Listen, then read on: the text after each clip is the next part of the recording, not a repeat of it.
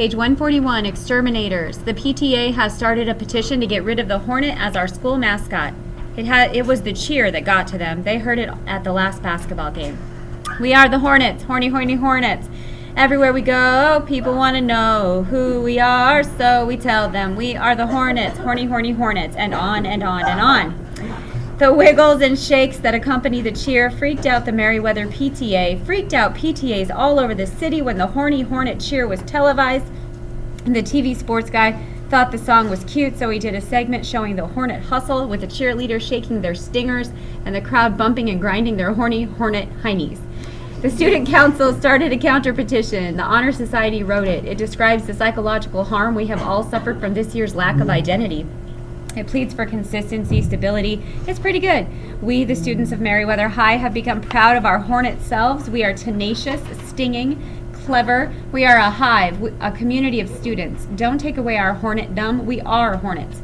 It won't be a real issue until football starts again. Our baseball team always stinks.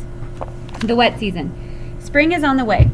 The winter rats, rusty brown $700 cars that everyone with sense drives from November until April are rolling back into storage. The snow is melting for good, and the pretty baby shiny cars glitter in the senior parking lot. There are other signs of spring. Front lawns cough up shovels and mittens that were gobbled by snow drifts in January.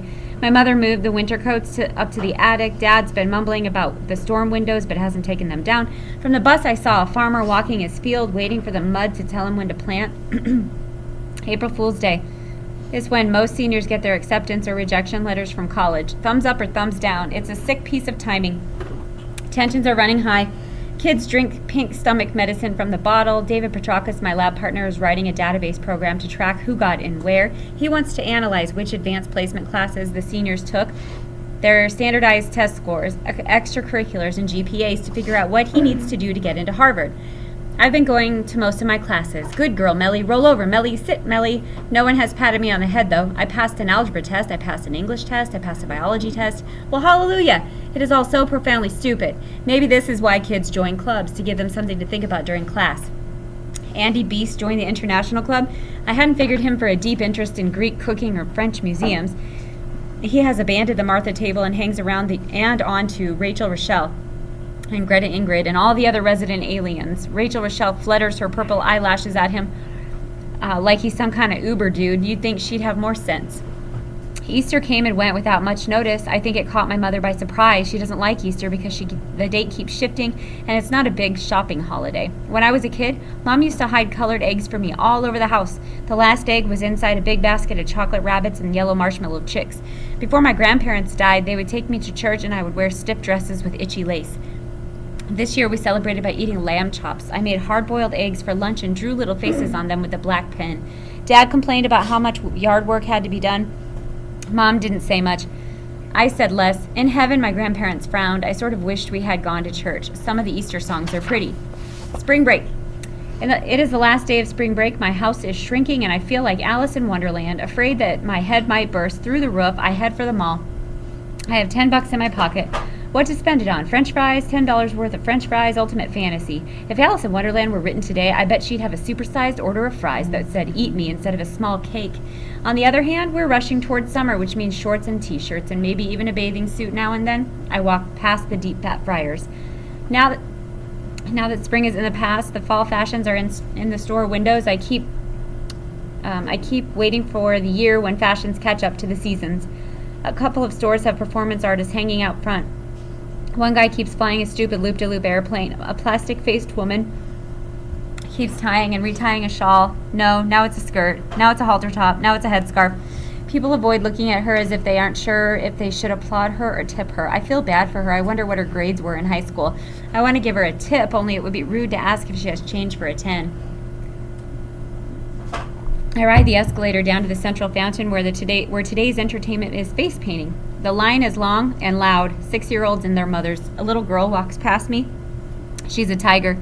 She's crying about ice cream and she wipes her tears. Her tiger paint smears and her mom yells at her. What a zoo. I turn. Ivy is sitting on the edge of the fountain, a giant sketchbook balanced on her knees. She nods toward the line of whiners and the face painters, furiously coloring stripes, spots, and whiskers. I feel bad for them, I say. What are you drawing? Ivy moves so I can sit next to her, and and hands me the sketchbook. She's drawing the kids' faces. Half of each face is plain and sad. The other half is plastered with thick clown makeup that is fake happy. She hasn't painted any tigers or leopards. The last time I was here, they were doing clown faces. Now, no such luck today, Ivy explains. Looks good, though, I say. It's kind of spooky, not creepy, but unexpected. I hand back the sketchbook. Ivy pokes the pencil into her bun. Good. That's what I'm trying for. The turkey bones thing you did was so creepy, too. Creepy in a good way. Good creepy. It's been months, and I'm still thinking about it. What am I supposed to say now? I bite my lip and then release it. I pull a roll of lifesavers from my pocket. Want a piece? She takes one. I take 3. We suck in silence for a moment. How's the tree coming? She asks. I groan. Stinks. It was a mistake to sign up for art. I just couldn't see myself taking woodshop. You're better than you think you are, Ivy says. She opens to an empty page in the sketchbook. I don't know why you keep using a linoleum block. If I were you, I'd just let it out. Draw. Here, try a tree. We sit there trading pencils. I draw a trunk. Ivy adds a branch. I extend the branch, but it is too long and spindly. I start to erase it, but Ivy stops me. It's fine, the way it is. It just needs some leaves. Layer the leaves and make them slightly different sizes, and it will look great. You have a great start there. She's right. Genetics. The last unit of the year in biology is genetics. It's impossible to listen to Miss Keene. Her voice sounds like a cold engine that won't turn over. The lecture starts with some priest named Greg who studies vegetables and ends up with an argument about blue eyes. I think I missed something. How did we leap from veggies to eye color? I'll copy David's notes. I flip ahead in the textbook. There's an interesting chapter about acid rain. Nothing about sex. We aren't scheduled to learn about that until 11th grade. David draws a chart in his notebook. I snap my pencil point and walk to the front of the room to sharpen it. I figure the walk will do me good. Miss Keene sputters on. We get half of our genes from our mother, half from our father. I thought my genes came from efforts. Haha, biology joke. I don't get it. I was waiting for that. Mom says I take after Dad's side of the family. They're mostly cops and insurance salesmen who bet on football games and smoke disgusting cigars. Dad says I take after Mom's side of the family. They're farmers who grow rocks and poison ivy. They don't say much, visit dentists, or read. When I was a little kid, I used to pretend I was a princess who had been adopted when my kingdom was overrun by bad guys, and any day my real parents, Mr. King and Mrs. Queen, would send the royal limo, to pick me up. I just about had a 7-year-old heart attack when my dad took a limo to the airport the first time. I thought they all had really come to take me away, and I didn't want to go. My dad took taxis after that. I look out the window. No limos, no chariots or carriages. Now, when I really want to leave, no one will give me a ride. I sketch a willow tree drooping into the water. I won't show it to Mr. Freeman. This one is for my closet. I've been taping some of my drawings on the walls. Any more classes as boring as this one, and I'll be ready to move back in there full time. My leaves are good and natural. The trick is to make them different sizes and then crowd them one on top of another. Ivy was right. Miss Keene writes dominant recessive on the board. I look at David's notes. He's drawing a family tree. David got his hair gene from his dad and his eye gene from his mom. I draw a family tree, a family stump. There aren't many of us. I can barely remember their names. Uncle Jim, Uncle Thomas, Aunt Mary, Aunt Kathy. There's another aunt. She is very recessive. She recessed her way all the way to Peru.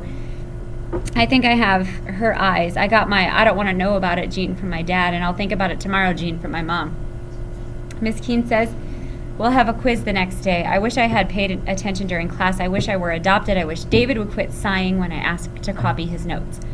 10 more lies they tell you in high school. 1, you will use algebra in your adult lives. 2, driving to school is a privilege that can be taken away. 3, students must stay on campus for lunch. 4, the new textbooks will arrive any day now. 5, colleges care about more than your SAT scores. 6, we are enforcing the dress code. 7, we will figure out how to turn off the heat soon. 8, our bus drivers are highly trained professionals. 9, there is nothing wrong with summer school. And 10, we want to hear what you have to say. My life as a spy. Rachel Rochelle's lost her mind. She is flipped. She went to the movies with Andy Beast and her exchange friends, and now she follows after him, panting like a Bichon Frise.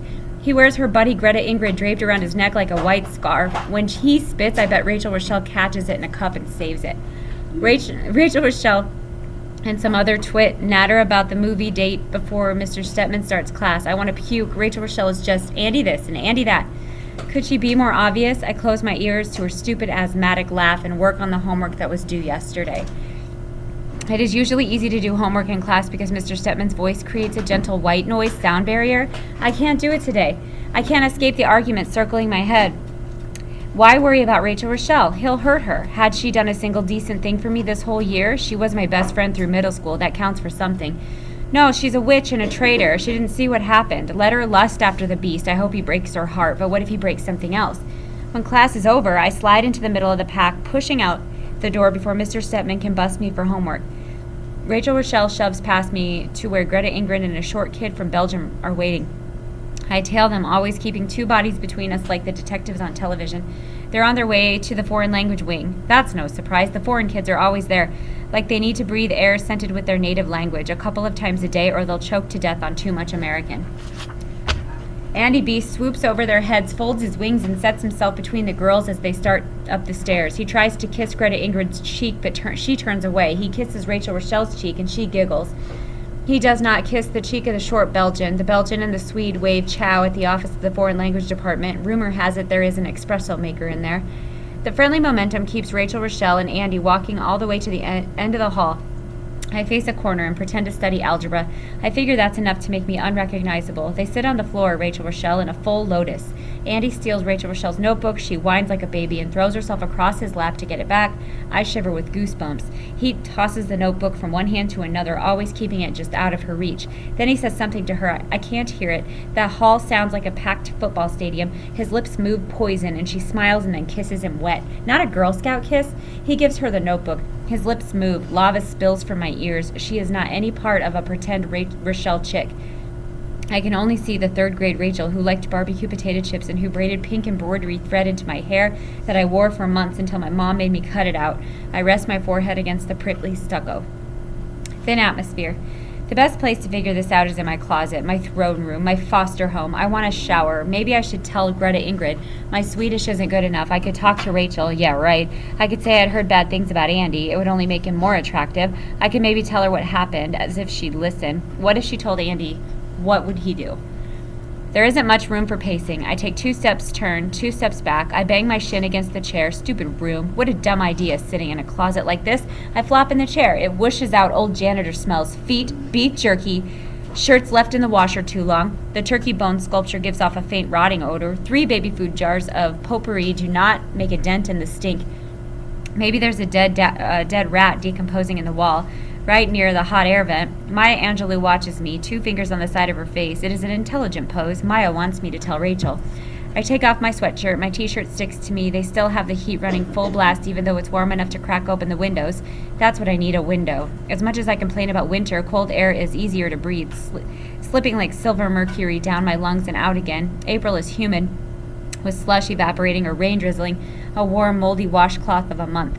The edges of my pictures curl in the damp. There has been some progress in this whole tree project, I guess. Like Picasso, I've gone through different phases.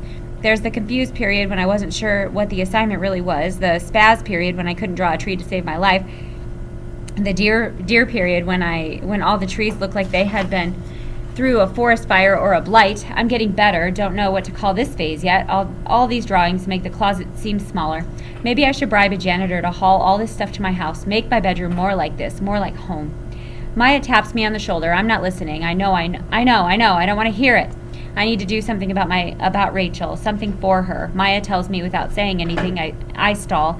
Rachel will hate me. She already hates me. She won't listen. I have to try. I groan and rip out a piece of notebook paper. I write her a note. A left-handed note, so she won't know it's from me. Andy Evans will use you. He is not what he pretends to be. I heard he attacked a 9th grader. Be very, very careful. A friend. P.S. Tell Greta Ingrid, too. I didn't want the Swedish supermodel on my conscience either. Growing pains. Mr. Freeman is a jerk. Instead of leaving me alone to find my muse, a real quote, I swear, he lands on the stool next to me and starts criticizing. What is wrong with my tree? He overflows with words describing how bad it sucks. It's stiff, unnatural, it doesn't flow, it is an insult to trees everywhere. I agree, my tree is hopeless. It isn't art. It's an excuse not to take sewing class. I don't belong in Mr. Freeman's room any more than I belong in the Marthas or in my little girl pink room. This is where the real artists belong, like Ivy. I carry the linoleum block to the garbage can and throw it in hard enough to make everyone look at me. Ivy frowns with her wire sculpture. I sit back down and lay my head on the table. Mr. Freeman retrieves the block from the garbage. He brings back the Kleenex box, too. How could he tell I was crying? Mr. Freeman, you are getting better at this, but it's not good enough. This looks like a tree, but it is an average, ordinary, everyday, boring tree. Breathe life into it. Make it bend. Trees are flexible so they don't snap. Scar it. Give it a twisted branch. Perfect trees don't exist. Nothing is perfect. Flaws are interesting. Be the tree. He has this ice cream voice like a kindergarten teacher. If he thinks I can do it, then I'll try one more time. My fingers tip over the linoleum knife. Mr. Freeman pats my shoulder once, and then he turns to make someone else miserable. I wait until he isn't watching, then try to carve life into my flat linoleum square. Maybe I could carve off all the linoleum and call it empty block. If a famous person did that, it'd probably be really popular and sell it for a fortune.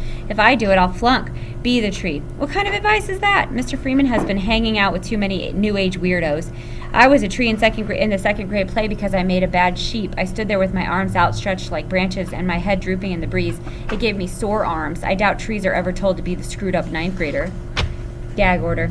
David Petrakis' lawyer had a meeting with Mr. Neck and some kind of teacher lawyer. Guess who won? I bet David could skip class for the rest of the year if he wanted and still get an A, which he would never do. But you better believe that whenever David raises his hand, Mr. Neck lets him talk as much as he wants. Quiet David, is full of long, drawn-out, rambling opinions about social studies. The rest of the class is grateful. We bow down to the almighty David, who keeps the neck off our backs. Unfortunately, Mr. Neck still gives tests, and most of us fail them. Mr. Neck makes an announcement. Anyone who's flunking can write an extra credit report on the cultural influence at the turn of the century. He skipped the Industrial Revolution so he could drag our class past the year 1900. He does not want all of us in summer school. I don't want to see him in summer school either. I write about the suffragettes. Before suffragettes came along, women were treated like dogs. Women could not vote, could not own property, and were not allowed in many schools. They were dolls with no thoughts or opinions or voices of their own. Then the suffragettes marched in full of loud, in-your-face ideas. They got arrested and thrown in jail, but nothing shut them up.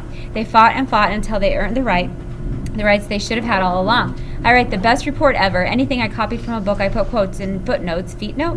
I use books, magazine articles, and a videotape. I think about looking for an old suffragette in a nursing home, but they are probably all dead. I even hand it in on time, and Mr. Neck scowls. He looks down on me and says, to get full credit for this report, you have to deliver it orally tomorrow at the beginning of class. No justice, no peace. There's no way I'm reading my suffragette report in front of the class. That wasn't part of the original assignment. Mr. Neck changed it at the very last second because he wants to flunk me or hates me or something. But I've written a really good report, and I'm not going to let an idiot teacher jerk me around like this. I asked David Petrakis for advice. We come up with a plan. I get to class early when Mr. Neck is still in the lounge. I write what I need to on the board and go and cover the words with the suffragette poster sign. My box from the copy shop is on the floor. Mr. Neck walks in. He grumbles that I can go first. I stand, a suffragette tall and calm. It is a lie. My insides feel like I'm caught in a tornado. My toes curl inside my sneakers, trying to grip the floor so I won't get sucked out the window. Mr. Neck nods at me. I pick up my report as if I'm going to read it out loud. I stand there, papers trembling, as if a breeze is blowing through the closed door. I turn around and rip my poster off the blackboard. The suffragettes fought for the right to speak. They were attacked, arrested, and thrown in jail for daring to do what they wanted. Like they were, I am willing to stand up for what I believe. No one should be forced to give speeches. I choose to stay silent.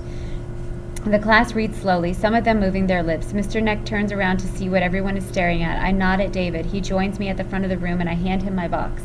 David, Melinda has to deliver her report to the class as part of the assignment. She made copies everyone can read.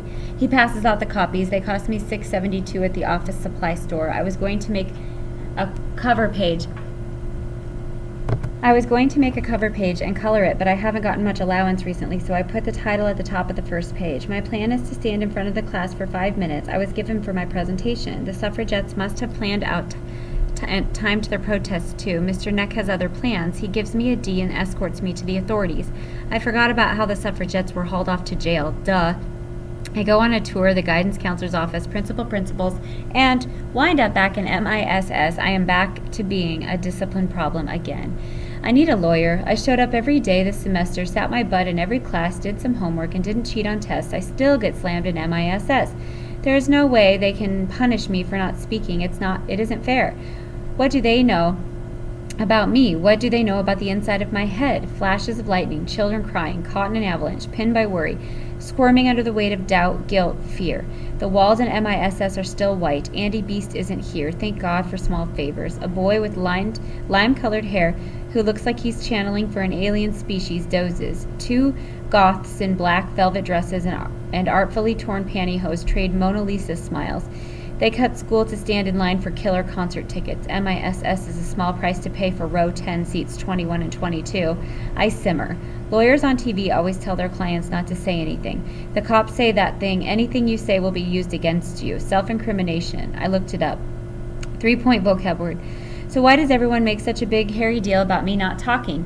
Maybe I don't want to incriminate myself. Maybe I don't like the sound of my voice. Maybe I don't have anything to say. The boy with the lime-colored hair wakes up when he falls out of his chair. The goth girls whinny. Mr. Neck picks his nose, and when he thinks we aren't looking, I need a lawyer. Advice from a smart mouth. David Petrakis sends me a note in social studies typed. He thinks it's horrible that my parents didn't videotape Mr. Neck's class or stick up for me the way that his folks did. It feels so good to have someone feel sorry for me. I don't mention that my parents don't know what happened. They'll figure out what happened soon enough at the next meeting with the guidance counselor. I think David should be a judge. His latest career goal is to be a quantum physics genius. I don't know what that means, but he says his father is furious. His dad is right. David was made for the law, deadly calm, turbocharged brain, and a good eye for weakness. He stops by my locker. I tell him Mr. Neck gave me a D for the suffragette report. David, he has a point. Me, it was a great report. You read it. I wrote a bibliography and I didn't copy from the encyclopedia. It was the best report ever. It's not my fault Mr. Neck doesn't get performance art. David pauses to offer me a stick of gum. It's a delaying tactic, the kind that juries love. David, but you got it all wrong. The suffragettes were all about speaking up, screaming for their rights. You can't speak up for your right to be silent.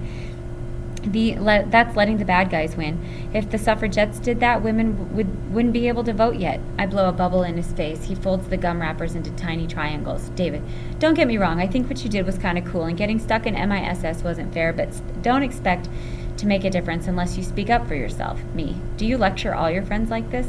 David, only the ones I like.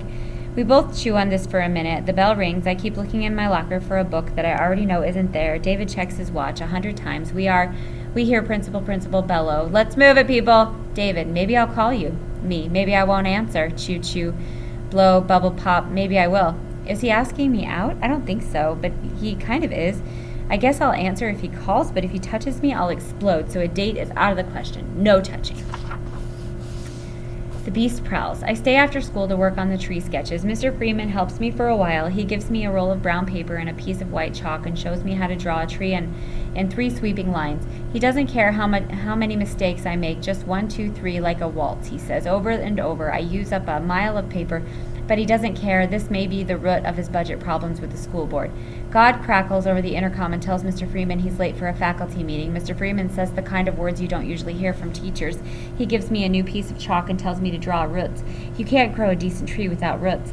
The art room is one of those places I feel safe. I hum and don't worry about looking stupid. Roots, ugh, but I try. 1, 2, 3, 1, 2, 3. I don't worry about the next day or minute. 1, 2, 3. Somebody flicks the lights off. My head snaps up. It is there. Andy, beast. Little rabbit heart leaps out of my chest and scampers across the paper, leaving bloody footprints on my roots. He turns the lights back on. I smell him. I have to find out where he gets his cologne. I think it's called fear. This is turning into one of those repeating nightmares where you just keep falling but never hit the floor. Only I feel like I just smacked into the ground at 100 miles an hour. You seen Rochelle Bruin? I sit completely still. Maybe I can blend in with the metal tables and the crumbling clay pots. He walks towards me. Long, slow strides. The smell chokes me. I shiver. She's supposed to meet me, but I can't find her anywhere. You know who she is? Me. It sits on my table. Its leg smears my chalk drawing, blurring the roots into a mossy fog. Hello? Anyone home? Are you deaf? It stares at my face. I crush my jaws together so hard my teeth crumble to dust. I am a deer frozen in the headlights of a tractor trailer. Is he going to hurt me again? He couldn't. Not in school, could he? Why can't I scream, say something, do anything? Why am I so afraid? Andy? I've been outside waiting. Rachel sweeps into the room wearing an artsy-fartsy gypsy scarf skirt and a necklace of eye-sized mirrors. She pouts and Andy leaps off the table, ripping my paper, scattering bits of chalk.